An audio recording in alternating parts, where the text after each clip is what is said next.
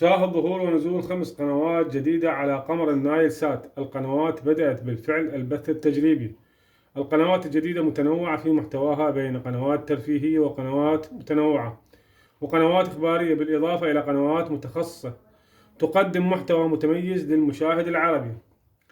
بسم الله الرحمن الرحيم، والصلاة والسلام على حبيبنا محمد وعلى آله الطيبين الطاهرين وصحبه المنتجبين.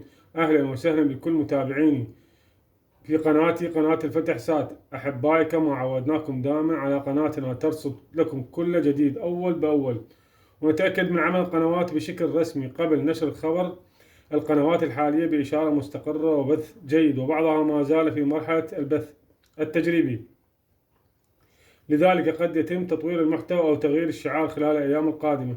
وهسه راح نروح على الشرح وتنزيل القنوات وخطوة بخطوة مثل ما عودناكم كل فيديو. قبل ما نروح على الشرح لا تنسى الإعجاب والاشتراك وتفعيل زر الجرس فضلا وليس أمرا، دعما للقناة وليصلكم كل ما هو جديد.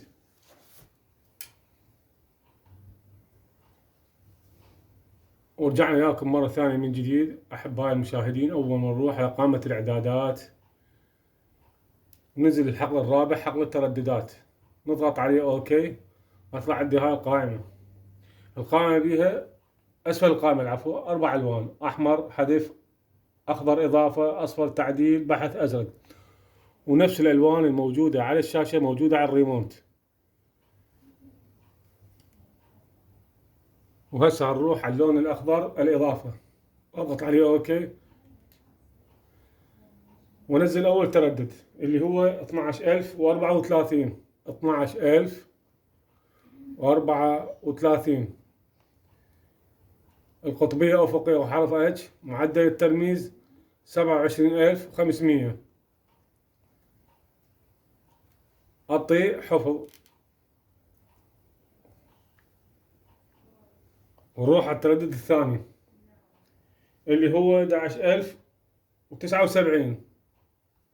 أضغط إضافة باللون الأخضر ونزل التردد 11079 11179 عفوا. كذلك قطبية اتش أو قطبية اتش أو أفقي، معدل الترميز 27500. حفظ. أضيف التردد الثالث باللون الأخضر كذلك 12688. 12688 القطبية عمودي أو حرف في، معدل الترميز كذلك 27500. حفظ. وأروح على التردد الرابع أضيفه اللي هو 11680. 11680 القطبية عمودة وحرف في، معدل الترميز 27500. أعطيه حفظ. وأضيف التردد الأخير 12646. 12606 العفو 12646 القطبية أفقية وحرف اتش، معدل الترميز 27500. أنزل موافق وحفظ. أعطي تحديد هاي الترددات اللي نزلتها، ومن ثم بحث باللون الأزرق.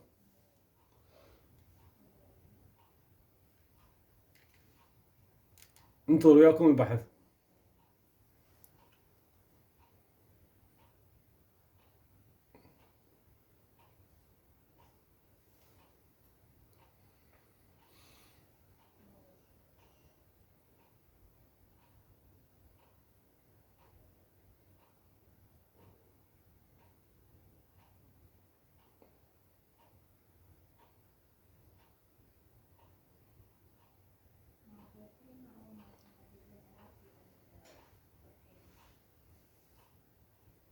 أحبائي وأعزائي الحضور، وصلنا وياكم إلى نهاية الفيديو. أتمنى نال إعجاب ورضا حضراتكم، وإلى فيديو قادم إن شاء الله. دمتم بألف خير وأوقات سعيدة.